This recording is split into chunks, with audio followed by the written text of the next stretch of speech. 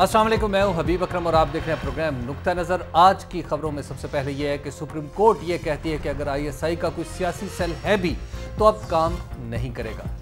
और फिर मलिक रियाज की तरफ से तौहीन अदालत के नए कानून के मुताबिक इंट्रा कोर्ट अपील दायर, समाअत 31 जुलाई तक के लिए मुलतवी। एफिड्रीन केस में वादा माफ गवाह रशीद जुमा ने मूसा गिलानी के खिलाफ बयान कलम बंद करा दिया है। बांग्लादेश मॉडल की सरगोशियां और चीफ जस्टिस कहते हैं कि बांग्लादेश मॉडल का कोई जवाज नहीं। और आखिर में इमरान खान के ख्याल में लीडरशिप की खुसूसियात क्या है, इस पर भी हम बात करेंगे। और हमारे साथ मौजूद है मुजीबुर रहमान शामी साहब। शामी साहब, सुप्रीम कोर्ट कह रही है कि आईएसआई का अगर जो पॉलिटिकल सेल था उसका तो कोई नोटिफिकेशन नहीं मिला, लिहाजा वो ख़त्म हो गया। ये इस तरह कहने से सेल ख़त्म हो जाते हैं और बन जाते हैं? नहीं, अब अगर ख़त्म कर दिया गया है तो फिर ख़त्म हो जाएगा, क्योंकि उसमें जो सैलरीज होंगी, जो पोस्टिंग्स होंगी, जो अपॉइंटमेंट्स होंगी, वो फिर नहीं हो सकेंगी। अगर ये गैर कानूनी करार दे दिया गया है, ख़त्म कर दिया गया है, तो फिर डायरेक्टर इंटरनल सिक्योरिटी जो था, ये सारे काम करता था, वो नहीं कर सकेगा। तो अब तो गोया सियासत हम क्लीन होने की तवक्को रखेंगे। वो जो इस तरह के इल्ज़ामात लगते थे कि चौधरी शुजात साहब भी कहते थे कि मेरी पार्टी तोड़ तोड़ के कहीं और पार्टी में जम की जा रही है, किसी और की तरफ से कुछ और इल्ज़ाम लगता था। तो चौधरी शुजात साहब की पार्टी बनी कैसे थी? देखिए, बात यह है कि कोई हम नहीं होंगे, कोई हमसा होगा। जब आईएसआई ये काम नहीं करती थी तो आई भी करती थी। यानी याहिया खान साहब के दौर में उनके जो भाई साहब थे वो पुलिस में थे, और वो आगा अली मोहम्मद या मोहम्मद अली, हाँ मोहम्मद अली नाम था उनका, और वो आईबी के चीफ थे। याहिया खान साहब चीफ मार्शल एडमिनिस्ट्रेटर, और भाई साहब जो हैं वो इंटेलिजेंस ब्यूरो के सरबराह। अच्छा, तो सारा काम जो लेन देन का है, सियासी जमातों के साथ जोड़ तोड़ का है, वो आईबी करती थी। अच्छा शामी साहब, हैरत की बात नहीं कि एक पॉलिटिकल विंग जिसने पूरी तारीख को हमारी गदला किया हुआ है, उसके पीछे कोई कागजी कार्रवाई नहीं हुई किसी किस्म की? नहीं, कागजी कार्रवाई तो जरूर हुई होगी। अब कहीं ना कहीं छुप गई होगी, या छुपा ली गई होगी, या फाइल कहीं गुम हो गई होगी। देखिए ना, यहाँ तो ये भी सूरत हाल होती ना, कागजी कार्रवाई। भुट्टो साहब को तो कागजी कार्रवाई का इतना शौक था कि वो जो इलेक्शन का प्लान है पूरा का पूरा लिखा हुआ है, एक एक लफ्ज कि डीसी साहब ये करेंगे, कमिश्नर साहब ये करेंगे, एसपी साहब ये करेंगे, पार्टी के साथ कोऑर्डिनेशन क्या होगी। तो जो 77 के इंतखाबात के बारे में कहते हैं ना कि धांधली हुई, तो पूरा प्लान उनका अपना लिखा हुआ मौजूद है, उनकी निगरानी में तैयार हुआ। तो वो तो लिखने का उनको बहुत शौक था। तो ये मुमकिन नहीं है कि कोई हुक्म ना जारी किया गया हो या कुछ लिखा ना गया हो और ये सेल खड़ा हो गया हो। जब भुट्टो साहब तशरीफ लाए तो क्योंकि इंटेलिजेंस ब्यूरो बहुत उस वक्त नोटोरियस अदारा था, अब उन्होंने अपने तौर पर अपनी एक रियासत कायम की, तो आईएसआई के अंदर एक सेल कायम कर दिए। जब भुट्टो साहब रुखसत हुए तो फिर ज़िया-उल-हक आ गए, अब फौजी हुक्मरान थे, और आईएसआई जो है अफगानिस्तान के मामलात में भी मुतल्लिक हो गई। तो अफगान जहाज जो है उसके उस दौरान में सीआईए के साथ आईएसआई का गहरा राब्ता था, और आईएसआई जो थी वही सारे मामलात की जिम्मेदार थी।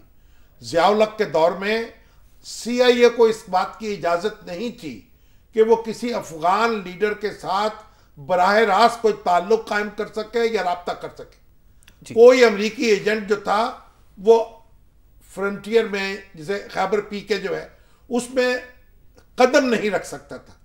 लेकिन वो तो उनकी प्राइमरी रिस्पॉन्सिबिलिटी थी ना। नहीं, उनका ये मामला सियासत में किस तरह आ गई? देखिए, उस सियासत में भी जाहिर है, जब ज़िया-उल-हक साहब की ज़रूरतें हुई तो सियासत में भी आ गई आईएसआई। देखिए, इंटरनल सिक्योरिटी और एक्सटर्नल सिक्योरिटी मिल गई आपस में। एक अफगान जहाज था, फिर उसके बाद अंदर भी सूरत हाल को ठीक करना था, सियासी जमातों को भी काबू करना था, और सियासत जो है उसको अपने हाथ में रखना था। तो फिर ये जो बड़ा एक जो आप समझे डायरेक्टर सिक्योरिटी जो है, इंटरनल सिक्योरिटी, वो बहुत मुमताज होता चला गया। तो जनरल अख्तर अब्दुल रहमान जो है वो तो बहुत इनविजिबल थे, यानी उनकी जिंदगी में हमने कभी उनको शनाख्त नहीं किया कि ये आईएसआई के सरबराह है। शक्ल देख के वो किसी मीटिंग में बोलते नहीं थे, खामोश रहते थे, पीछे बैठते थे।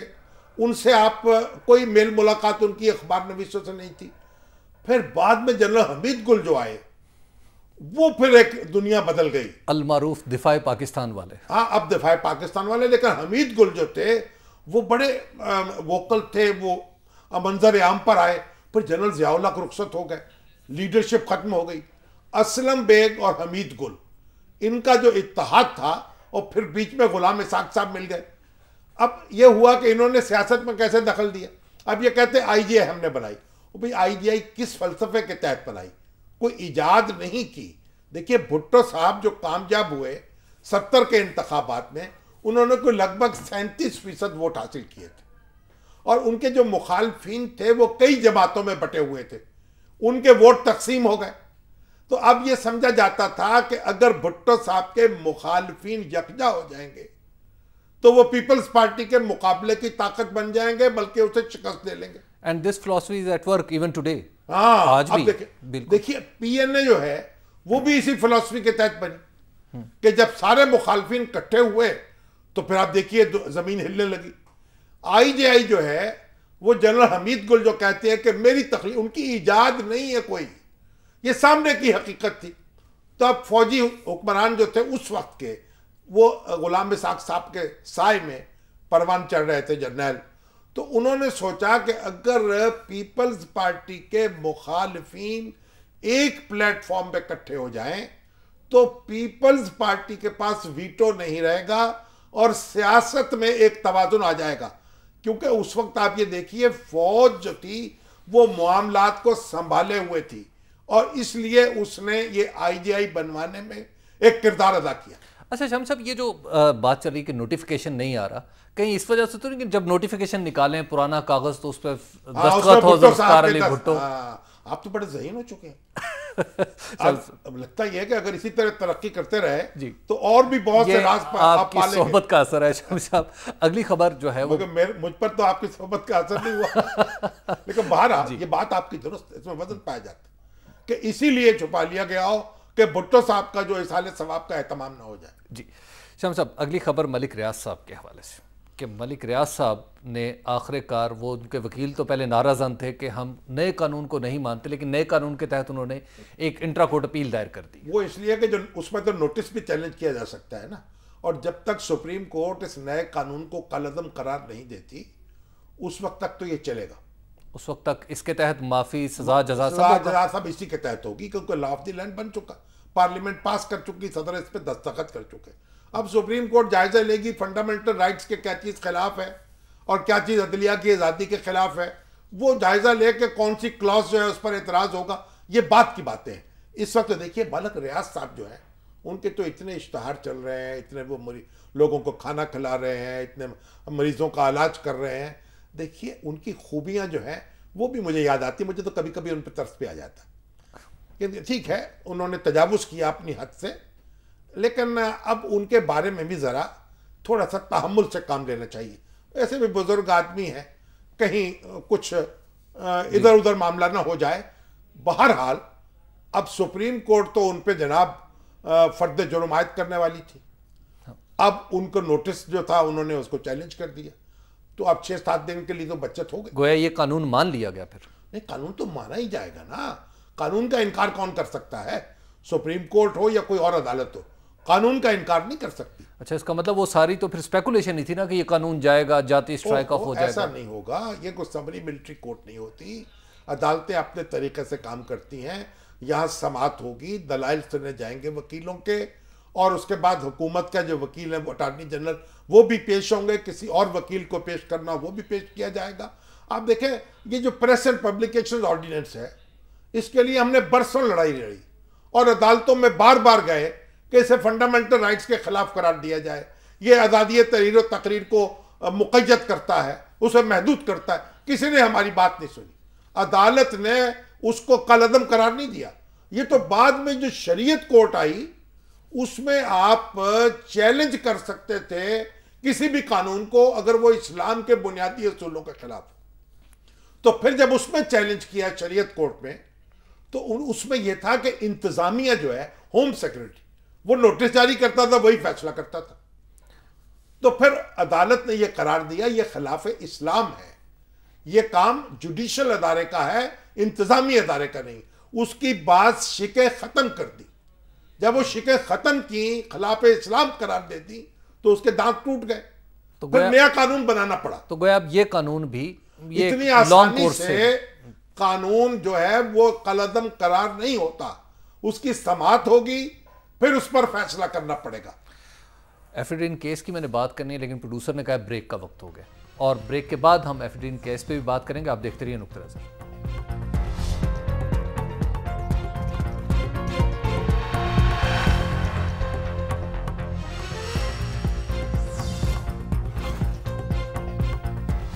नुक्ता नज़र में एक बार फिर खुश आमदीद। एफिडेविट केस की बात हो रही थी। एफिडेविट केस में शामी साहब आखिरकार मूसा गिलानी साहब के खिलाफ कोई ना कोई एक सबूत वादा माफ गवाह की सूरत में इसे मिल गया। देखें किबला, ये जो वाइट कॉलर क्राइम है ना, इसमें सबूत तलाश करना वैसे ही है जैसे दहशत गर्दों को पकड़ना। अच्छा, यानी दोनों काम ना होने वाले। ये मालियाती दहशत गर्द है। वो कह रहे हैं दामन पे कोई दाग न, क्या न खंजर पे कोई छींट, तुम कत्ल करो हो के करामात करो। देखिए, ये जो वाइट कॉलर क्राइम है, इसमें गवाह क्रिएट नहीं होते। इसमें तो इसी तरीके से एविडेंस आती है कि वादा माफ गवाह बन गया, सर्कमस्टेंशियल एविडेंस। चोर आपस में झगड़ पड़े हैं तो तब चोरी का माल नहीं, चोर झगड़ते नहीं है। अब जो सरकारी अफसर हैं वो जिन्होंने ये काम किया है, अब वो बोल रहे हैं, जैसे क़यामत में हाथ पांव बोलेंगे ना, मुझे इस तरह इस्तेमाल किया, मुझे इस तरह इस्तेमाल किया, मेरे और आपके खिलाफ गवाही देंगे ना। ये हाथ और पांव, इनको जुबानें दे दी जाएंगी। ये हाथ और पांव हैं जो बोल रहे हैं। लेकिन इसमें भी देखिए एक बड़ी अहम बात है, बाज़ औक़ात एक सरकारी अफसर अपनी मर्जी पर एक काम करता है, उसके बाद दूसरे का नाम भी लगा सकता है गलत तौर पर। लेकिन उसको हम मापेंगे इस बात से कि जब इस सरकारी अफसर की गलत कारकर्दगी सामने आई तो उससे बालतर हुक्काम ने उसका क्या नोटिस लिया। अब जुमा साहब जो हैं, उन्होंने एफिडेविट का कोटा अलाट कर दिया, तो उनके जो अफसर थे, जो वजीर सेहत थे, जो वजीर आजम थे, जो सेक्रेटरी थे, वो किस तरह हरकत में आए।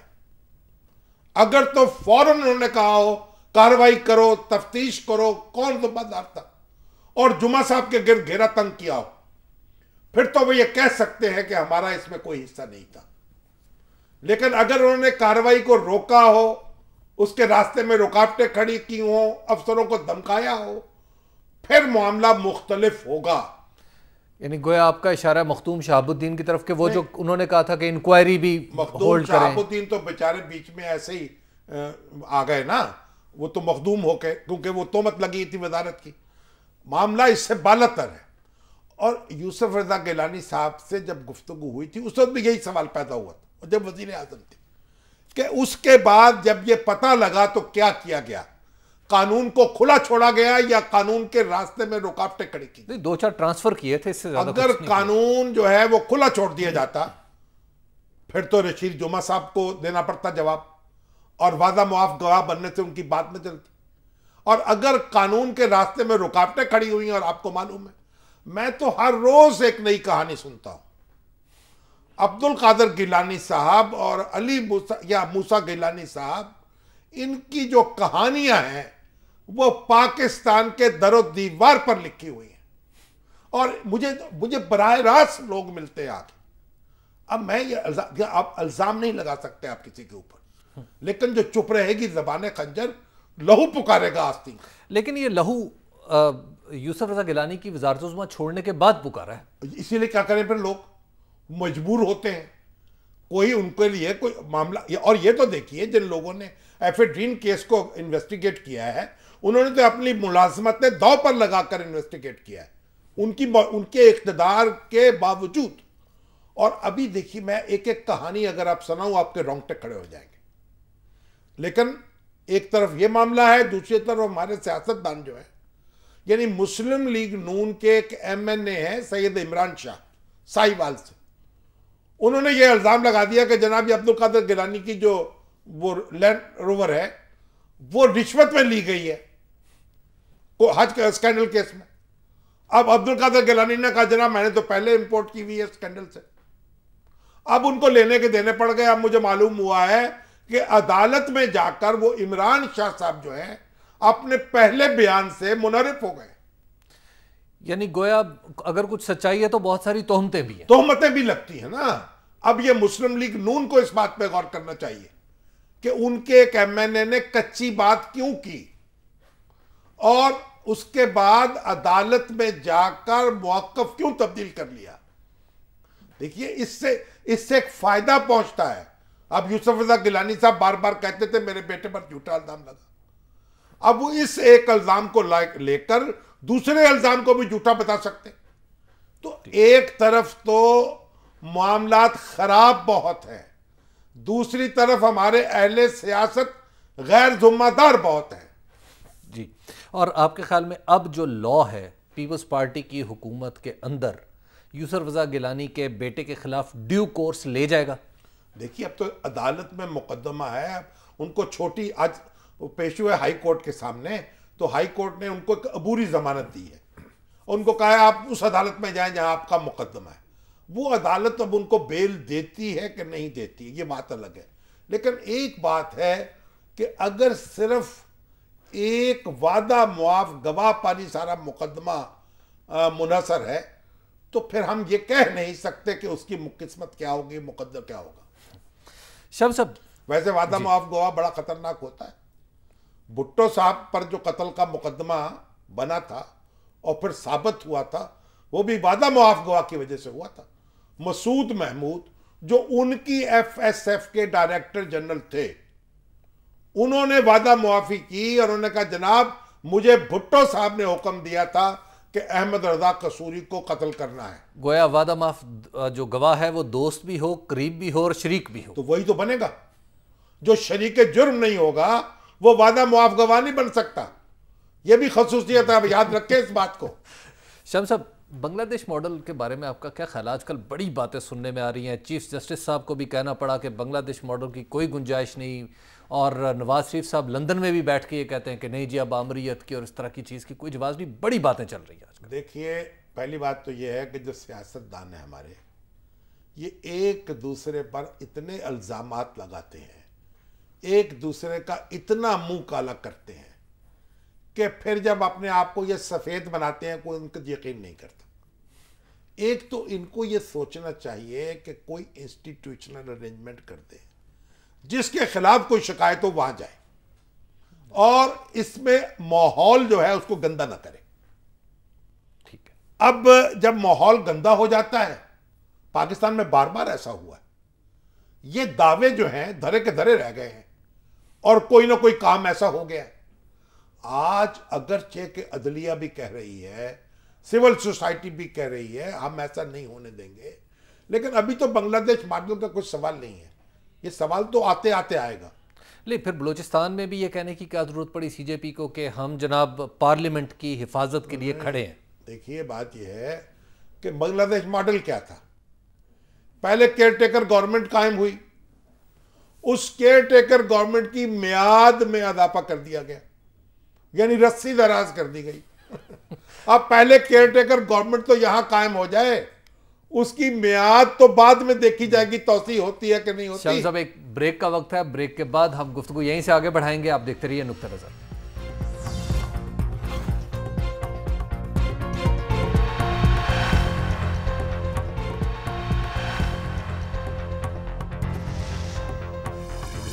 नुक्ता नज़र में एक बार फिर खुशामदीद। ब्रेक पर जाने से पहले बात हो रही थी बांग्लादेश मॉडल और निगरान हुकूमत की।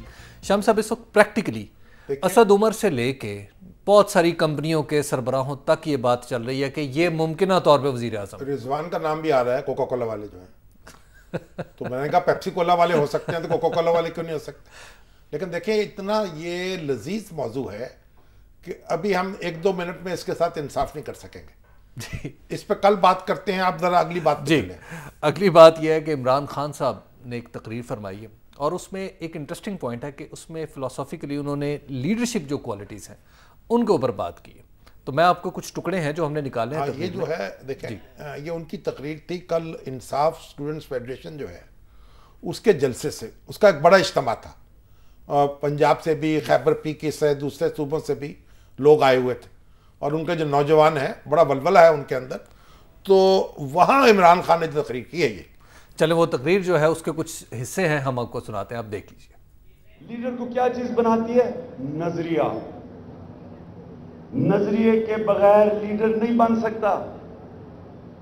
कोई आज तक लीडर नहीं आया जिसका कोई नजरिया ना हो। जिसका नजरिया पैसा बनाना हो वो आज तक कभी लीडर नहीं बना। पैसा तो बना लेता है, लीडर नहीं बन सकता।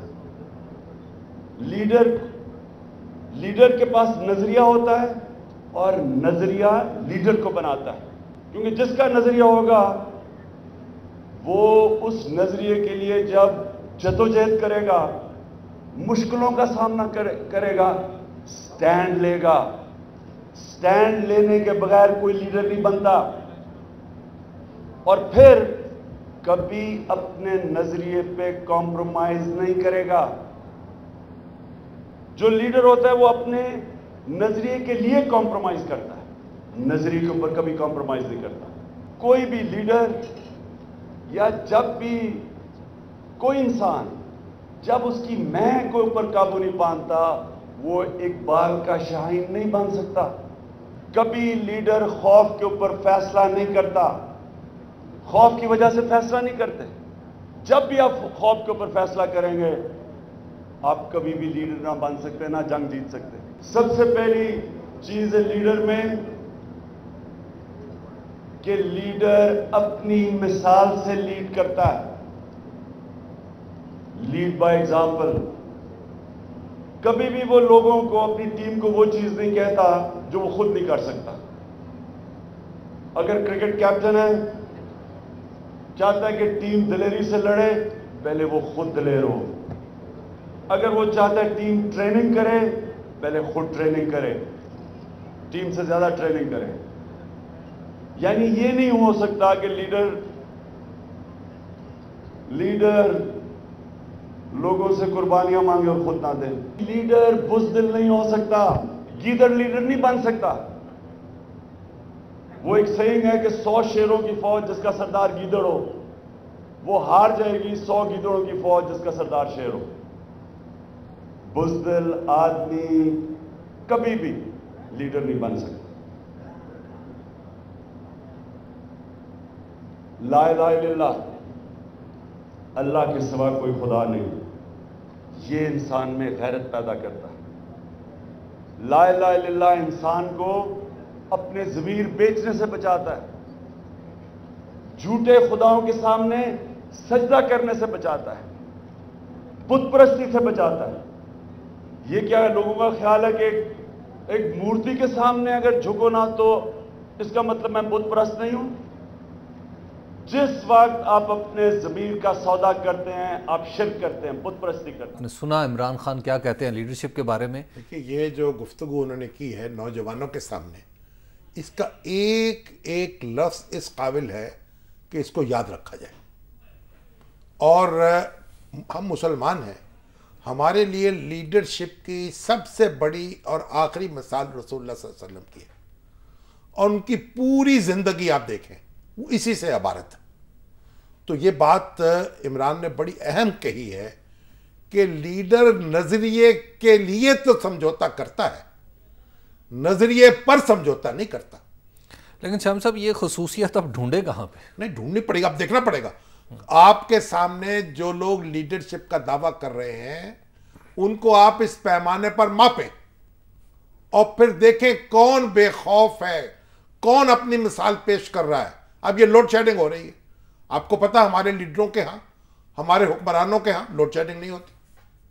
होनी ये चाहिए कि जो लोड शेडिंग लोगों के घर में हो रही है वही उनके घर में हो। लीड बाय एग्जांपल जिसकी बात हो रही है, जो गर्मी वो उठा रहे हैं, खा रहे हैं, वही गर्मी वो भी खाए, तो तभी तो काम चलेगा ना। और बड़ी दिलचस्प एक वाकया भी सुनाया इमरान ने वहां। अच्छा, वो एक सुअर जो है, वो आपको सुनाओ? हाँ, वो भी हमारे पास रिकॉर्डिंग मौजूद है। हम आपको वो वाकया सुनाते हैं जो इमरान खान ने, बल्कि दिखाते हैं खुद, उनकी जुबानी सुन लीजिए वो लतीफ़ा।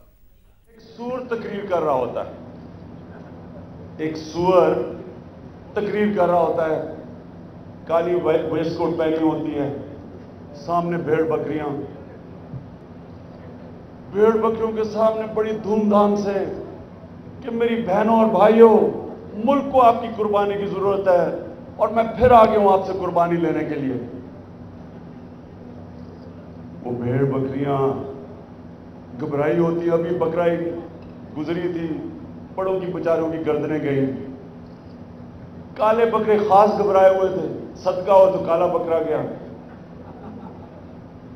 आसदारी हर रोज एक काला बकरा देता है अल्लाह को रिश्वत। तो कहता है बहनों और भाइयों, मैं भी आपके साथ मिलकर कुर्बानी देना चाहता हूं, लेकिन आप जानते हैं मैं सूर हूं, मेरी कुर्बानी जायज नहीं है।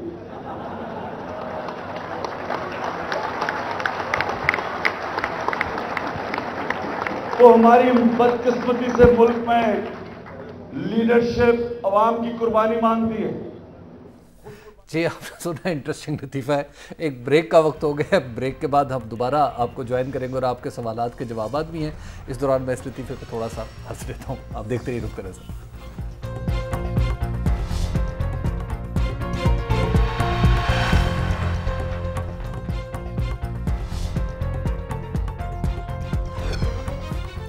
नुक्ता नज़र में एक बार फिर खुशामदीद। आपके सवालात अभी हम लेते हैं, लेकिन एक सवाल शामी साहब मेरे जहन में है जो मैं आपके सामने एक अभी बाकी है। एक सवाल बाकी।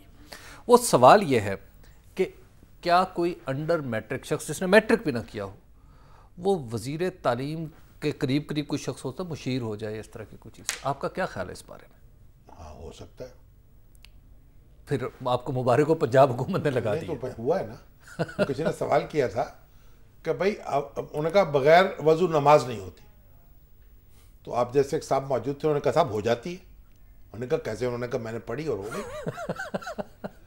ये देखिए हमारी हुकूमतें जो हैं जी, वो कितनी नॉन सीरियस हैं कि टेक्नोलॉजी के मामले में, साइंस में, एजुकेशन में, कि जिस चीज़ का जिसका कोई और मसरफ ना हो उसे तालीम पर लगा दो।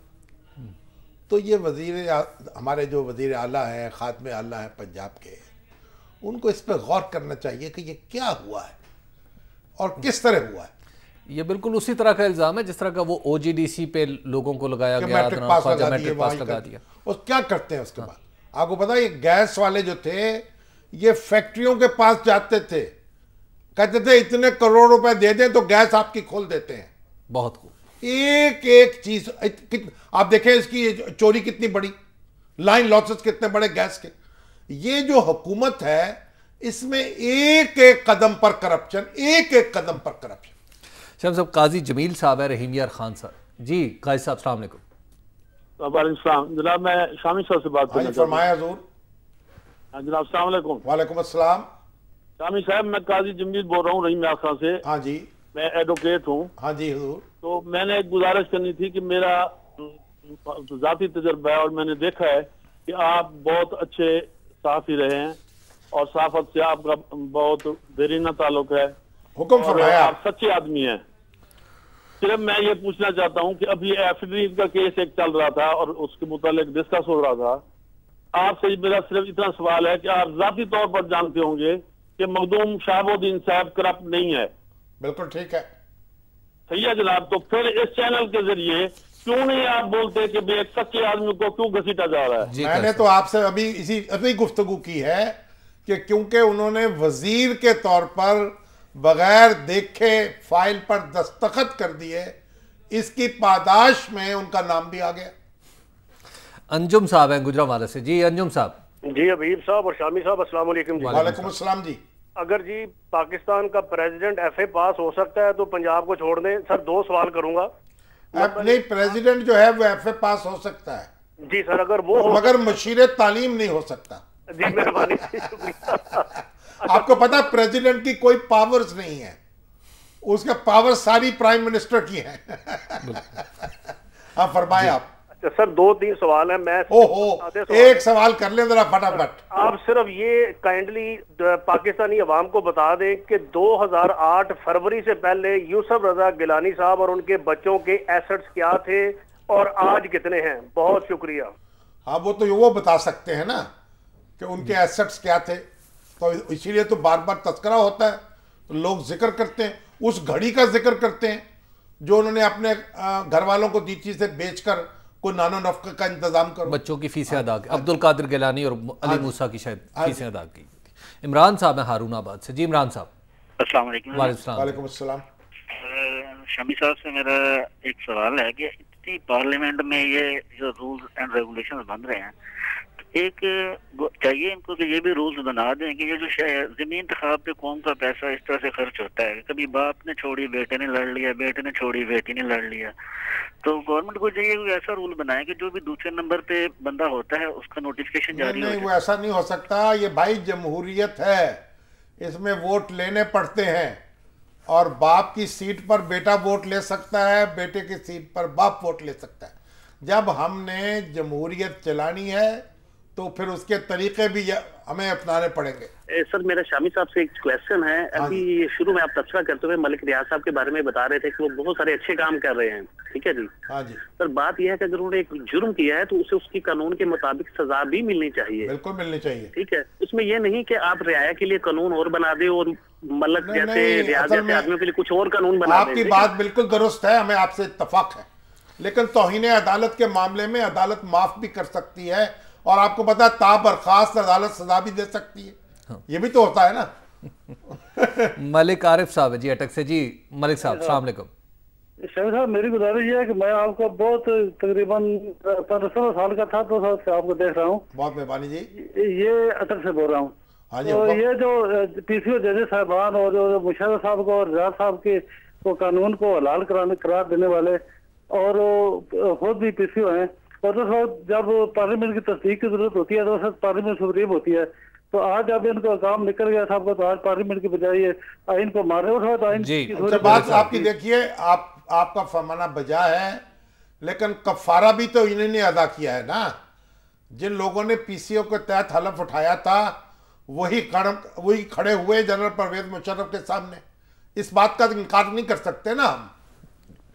शाम साहब ये हैं राना शहजाद अहमद साहब हैं और ज़ुबैर मकसूद चीमा साहब हैं। इनके अलावा भी कई लोग हैं जिन्होंने ये सवाल कहा है कि पाकिस्तानी मीडिया जो है बर्मा के मुसलमानों को और उनकी हालत ज़ार को, उनके कत्ल को वो तवज्जो नहीं दे रहा जिसके वो मुस्तहिक हैं। ये बात दुरुस्त है, बहुत सी तफसीलात वहाँ से आ रही हैं, इस पर बहस करेंगे आइंदा किसी प्रोग्राम में। हुकूमत पाकिस्तान को इसका नोटिस लेना चाहिए और बर्मा की हुकूमत से रब्ता करना चाहिए। और बर्मा पर बहुत असर व रसूख है चीन का, क्योंकि चीन ने बर्मा की हुकूमत को खासा सपोर्ट किया है, तो चीन से भी रब्ता करना चाहिए और मुसलमानों के ख़िलाफ़ जो ज़्यादतियाँ हो रही हैं उनकी तहकीकात हो, हकीकत सामने आए और उनका अजाला भी किया जाए। अच्छा शाम साहब, ये जो है सुफियान वड़ाइच साहब हैं, ये पूछते हैं जी कि क्या पीटीआई का किसी और पार्टी से इत्तेहाद मुमकिन है? मुझे तो पीटीआई खुद ही बता सकती है। अभी तो इमरान खान साहब कहते रहते हैं जो असेंबली से बाहर बैठे हुए हैं उनसे इत्तेहाद हो सकता है, जो असेंबली के अंदर उनसे नहीं हो सकता फिलहाल, लेकिन सियासत में कोई हरफ आखिर तो नहीं होता। अच्छा, मतलब जलील मकसूद साहब हैं जी, ये कहते हैं जी कि पाकिस्तान के अच्छे मुस्तकबिल के लिए क्या सिर्फ हुक्मरानों की तब्दीली काफ़ी है? हाँ, हुक्मरानों की तब्दीली ज़रूरी तो है, काफ़ी नहीं है। और हम सबको तब्दील होना होगा जी, और इंशाल्लाह हम तब्दील होते चले जाएंगे। फरहान साहब है फैसलाबाद से। जी अस्सलाम वालेकुम फरहान साहब। वालेकुम अस्सलाम। जी शामी साहब। आज फरमाएं। शामी साहब, आप सहाफत के बड़े सुरखैल हैं, मुझे ये बताइएगा, जब कहीं भी दुनिया में इस्लाम के लंबरदारों का, खुसूसन मिस्र में जिससे पता हुई वहाँ पे मर्सी साहब को, तो ये पाकिस्तान का मीडिया उस वक्त सो रहा था। भाई हमने तो इसके प्रोग्राम किया है, बार बार उसका तस्करा किया है और लोगों को बताया है कि मर्सी साहब जो हैं, क्या मोरसी जी साहब कामयाब हुए हैं। और अभी तो आप देखिए, वो मैं एक इंटरनेट पर एक कार्टून देख रहा, एक तस्वीर देख रहा था कि वो जो हिलरी क्लिंटन के बारे में मुजाहरा कर रहे हैं मिस्र में लोग, और उन्होंने कहा कि हम पाकिस्तान नहीं हैं, हम पाकिस्तान नहीं बनाने देंगे आपको मिस्र का। तो मुझे इस पर हंसी आई को मिस्र साहब, आप पाकिस्तान को बात कर रहे हैं, आप कैंप डेविड आपने किया, इसराइल को तस्लीम आपने किया हुआ है और पाकिस्तान को आप इस तरह निक्कू बना रहे हैं। तो ये बड़े बड़े लतीफ़े होते हैं। लेकिन बहरहाल मर्सी साहब जो हैं, हम उनके जनाब उनके लिए दुआ गो हैं और उनकी तरफ उम्मीद भरी नज़रों से देख रहे हैं। शामी साहब आपका बहुत बहुत शुक्रिया। हमारे प्रोग्राम का आज का वक्त ख़त्म हो गया है। कल फिर इंशाल्लाह अजीज़ मिलेंगे। और शामी साहब कल हमने वो जो बांग्लादेश मॉडल की जो गुफ्तगू आपने की है थोड़ी सी, इत्मीनान नहीं होगा, वो इत्मीनान नहीं है। अच्छा, उस पर हमने मजीद, क्योंकि बहुत सारे सवाल बना के ले आएंगे एक मॉडल वो मॉडल पे क्या हो रहा है और क्या हो सकता है, कल हम आपको खिदमत पेश करेंगे। कल तक के लिए इजाज़त दीजिए। खुदा हाफिज़।